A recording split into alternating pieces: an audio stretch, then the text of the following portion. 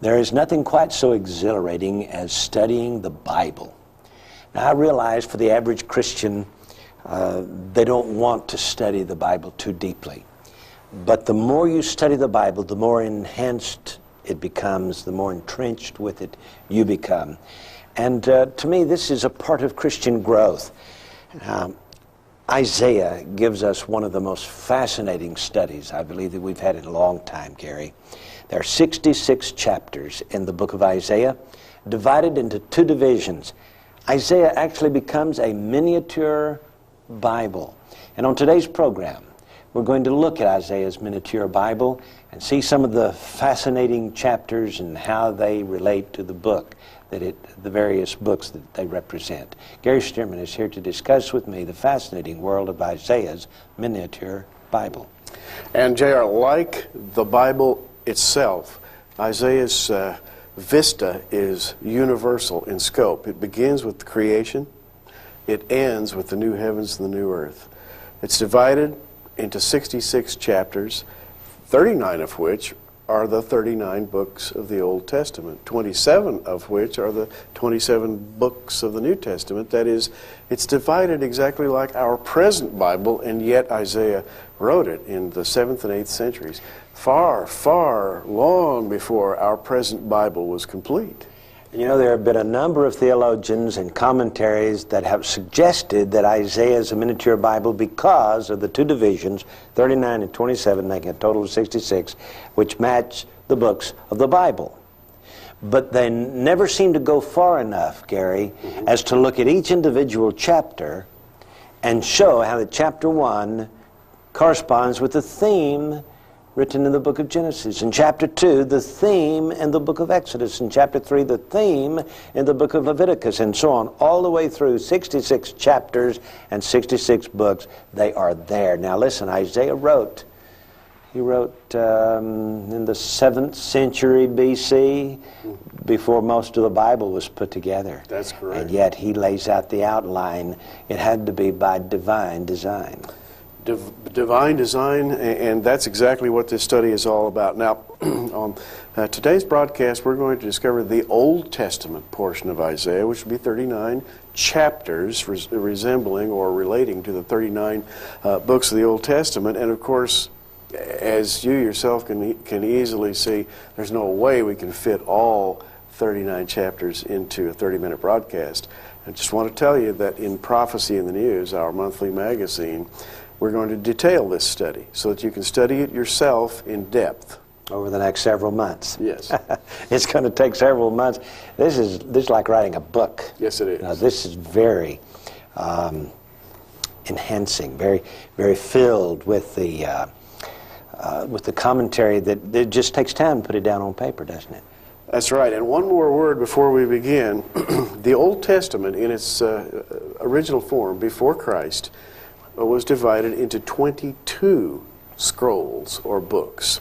And we recombine the chapters of Isaiah into the 22 original divisions of the Old Testament, and they then appear in a perfect accordance with the 22 letters of the Hebrew alphabet. And that's the way we're going to proceed on this study. It's an alphabetic design, but it's also a divine design in which Isaiah's prophecy corresponds to the books of the Bible. Now let's take chapter 1, for example. Chapter 1 obviously corresponds with Genesis.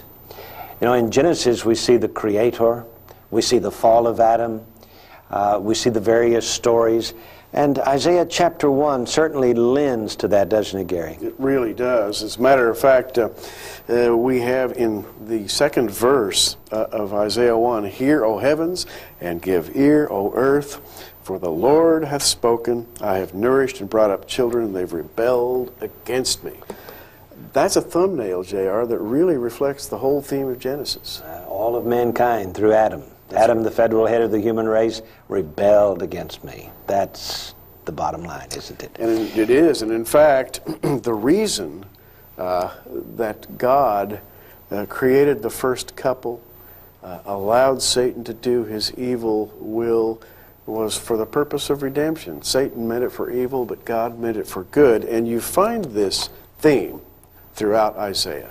And here in chapter 1, we have a reference to one of the stories in the book of Genesis. Your country is desolate, your cities are burned with fire, except the Lord of hosts had left unto us a very small remnant. We should have been as Sodom, we should have been like unto Gomorrah. Well, Sodom and Gomorrah were burned with fire in the book of Genesis. This is chapter 1 of Isaiah. Fascinating. Let's look at chapter 2, Gary, for there we see the story of Exodus. We do indeed, and we have in the second verse of chapter 2, and it shall come to pass in the last days that the mountain of the Lord's house shall be established in the top of the mountains, and shall be exalted above the hills, and all nations shall flow unto it.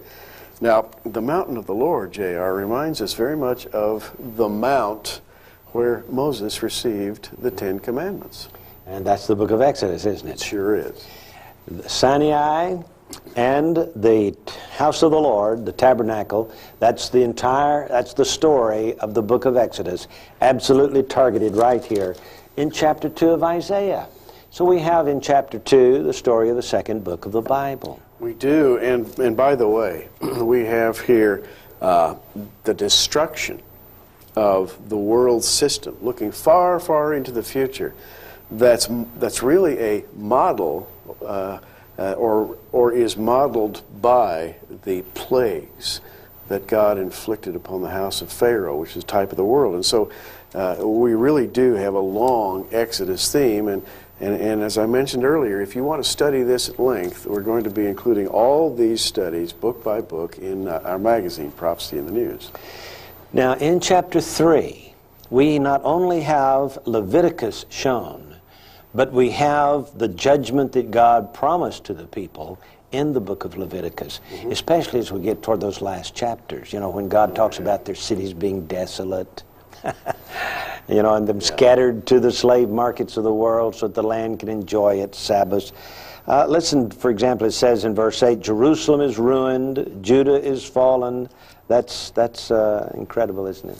You know, J.R., we have here in Isaiah 3, corresponding to Leviticus, the fact that the people of Israel have failed to live up to what God required of them. Leviticus, the key verse says, be ye holy. The Lord being holy, he urges his people to be holy. Well, they failed to do it, and they're receiving judgment here in chapter 3. The first chapter corresponding to Aleph, creation. The second chapter of Isaiah corresponding to Beit, which is the house. And we read that verse, shall come to pass in the last days, the mountain of the Lord's house. And then this third chapter corresponds to Leviticus and God's loving kindness. And J.R., this is tough love. Yeah. And it says here in verse 14, the Lord will enter into judgment with the ancients of his people and with the princes thereof. So it certainly appears to be a reference back to the ancients in Leviticus and his original promise that he will judge them if they do not keep the sabbatical cycles. And of course, verse 26, her gates shall lament and mourn, she shall be desolate. And that's exactly what Leviticus says, desolate. Indeed. And now the next chapter, the fourth chapter of Isaiah, corresponds with the fourth book of the Bible, Numbers. And Numbers is the way through the wilderness. And the fourth letter of the Hebrew alphabet is Dalet, the way. J.R., verses 5 and 6 here give us literally a picture of the wilderness. As they went through the wilderness, in the center of the camp, there was a tabernacle. And above the Holy of Holies of the tabernacle, a cloud of smoke by day, a shining, flaming fire by night.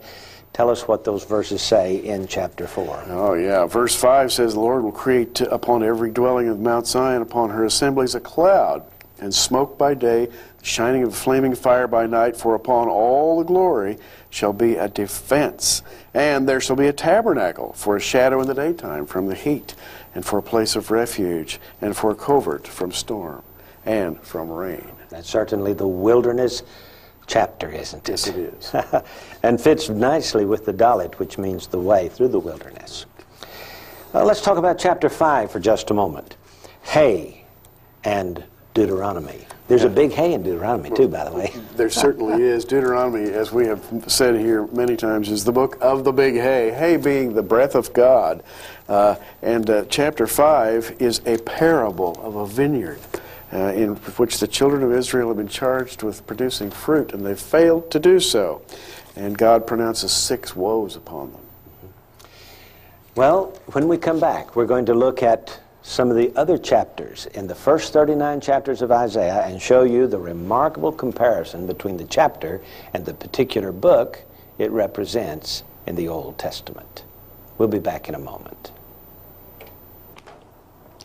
Isaiah is one of the most fascinating of the prophets. He is called the chief prophet, and as chief of the Old Testament prophets, he gives us a literal overview of the Old Testament and the New Testament, as he writes 66 chapters. We have 66 books in the Bible. Chapters 11 and 12 seem to be the ones that fit 1st and 2nd Kings, Gary. This is a great study here. Indeed.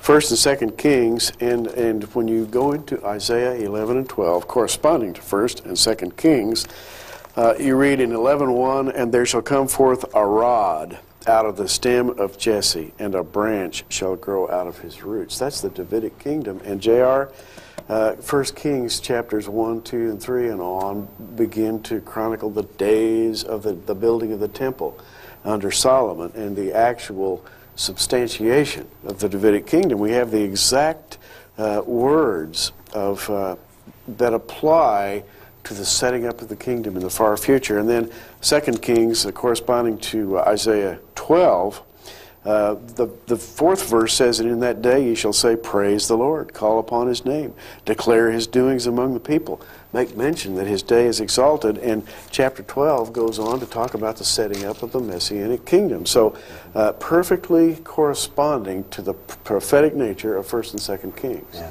Skipping around just a little bit because we don't have time to get all of these chapters in, but you can read it all in the upcoming months of our magazine, Prophecy in the News. Chapter 18 especially sounds like Job. He's the one that suffered, didn't he? Indeed. As a matter of fact, the 18th chapter here of Isaiah, corresponding to the book of Job, talks about a group of people who are called scattered and peeled. They're a kind of a woe-begone group of people, and they live beyond the rivers of Ethiopia. And J.R., there are people suffering down there, far removed from things like Job.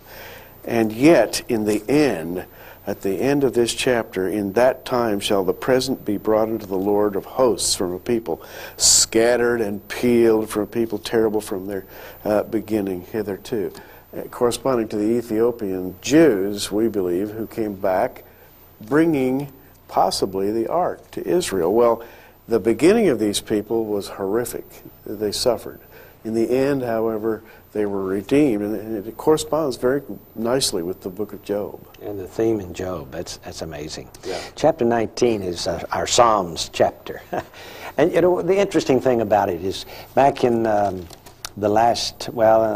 1983, we discovered that the Psalms literally tell the story of this century.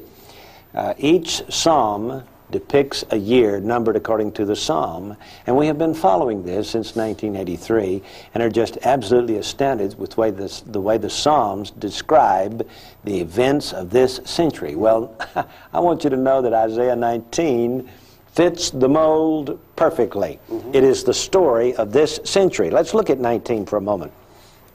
Talks about the burden of Egypt and how Egypt is going to have a civil war. This goes back to the birth of Israel, 1948, and following the war with Israel in 1948, the Egyptians turned against the Egyptians, and they had a civil war, and King Farouk, which we see in verses 2 and 3, was deposed, and the people were turned over to a cruel lord and a fierce king, Abdul Nasser. And it says here in verse 4, "I'll give them over into the hand of a cruel lord, and a fierce king shall rule over them." That would be Nasser. And then, of course, right after that, they began to build the Aswan Dam. We're talking about the 1960s here. "And the waters shall fail from the sea," verse 5 says, and it goes on to describe what happens to the Nile once that dam is set in place. And the fishers shall mourn, and so on. We get down to verse 13. We have the 6-day war. And the princes of Zoan are become fools. And in fact, Israel, the land of Judah, verse 17, shall be a terror unto Egypt. That's 6-day war there, Gary, because Israel fought Egypt and handily won in 6 days. And then, of course, conquering the Sinai Peninsula, 5 Egyptian cities were occupied by Israelis. And it says in verse 18, in that day shall 5 cities in the land of Egypt speak the language of Canaan. And then, of course, came Anwar Sadat in verse 19. We have this Messiah figure who made peace with Israel. It says, in that day there shall be an altar to the Lord in the midst of the land of Egypt, and a pillar to the border thereof to the Lord. There shall be a sign, a witness. And it says in verse 21, they shall vow a vow unto the Lord and shall perform it. And they shall make sacrifice and oblation. Well, their Messiah was killed. Anwar Sadat was assassinated.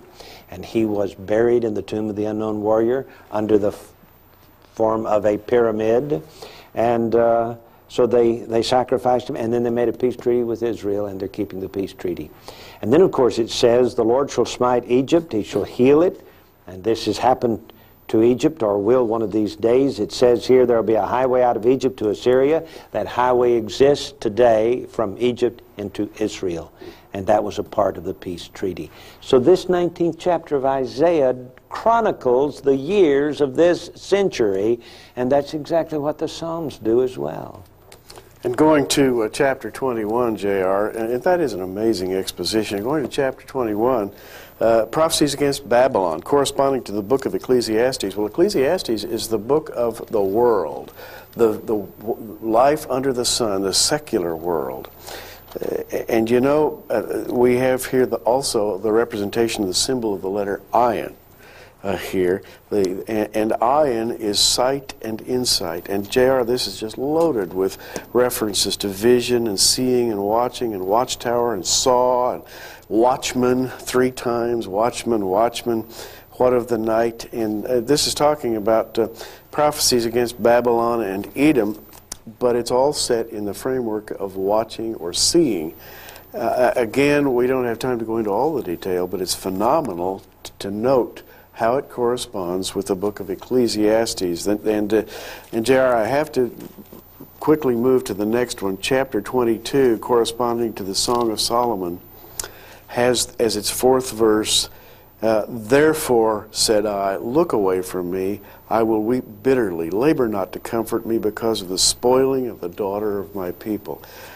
Practically copying the words from the Song of Solomon, look not upon me, because I am black or sunburned, because the sun hath looked upon me. My mother's children are angry with me. They made me keeper of the vineyards, but mine own vineyard have I not kept. And J.R., that's practically word for word out of Isaiah. Incredible. I like chapter 24. It corresponds with the book of Jeremiah.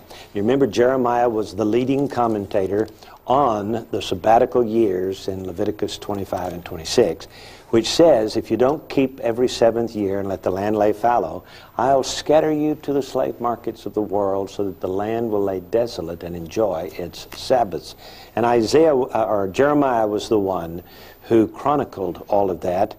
And verse 3 says in Isaiah 24, the land shall be utterly emptied and utterly spoiled, for the Lord has spoken this word. That's a reference to Jeremiah and to Leviticus 25 and 26. Incredible, so isn't it? It is. Isaiah 26 corresponds to the book of Ezekiel and also the letter Resh, the wicked. And J.R., it's a fact that the prophecy of Ezekiel talks about the destruction of the wicked and the building of the great millennial temple. And that's exactly what we have in Isaiah 26. Let favor be showed to the wicked, yet will he not learn righteousness. And the verse 14, they are dead, they shall not live, they are deceased, they shall not rise, referring to the wicked. Well, you know, in Ezekiel The Valley of Dry Bones. Yes. We mentioned this a few weeks ago in a program, Thy dead men shall live, together with my dead body shall they arise, a reference to the restoration of Israel, followed then by the resurrection of all the saints. Mm-hmm. Tremendous. Oh, and the next chapter, Daniel, and we don't have much time here, but Daniel is represented by Isaiah chapter 27, and Daniel, of course, is the prophecy of the four beasts, and the fourth beast is the same as the beast that rises up out of the sea in Revelation 13. And look at the first verse of Isaiah 27. In that day the Lord with his sword and great strong sword shall punish Leviathan, the piercing serpent. Well, J.R., that's Daniel's fourth beast. You slay the dragon in the sea. Yeah. This book of Isaiah is absolutely uncanny when it comes to an overview or a synopsis of each of the books of the Old Testament. And when we get to chapters 40 through 66, we will see the books of the New Testament. And we'll catch that on our next program. But Gary, this book of Isaiah, it's calling to the people, come and study me. He's the chief prophet. He's the big main one to look at as Israel is facing the Babylonian captivity and the Assyrian captivities. And the true message of Isaiah, and I could take hours to talk about this one, I love it. The true message of Isaiah is that the Bible was not written by men, but was written by God, because men could not have so many centuries in advance pre-structured a prophecy that would look like a Bible that didn't come into existence for another 1,000 years. Yeah. And so the first 39 chapters of Isaiah talk about law. The next 27 will talk about grace. Fascinating. We'll be back in just a moment.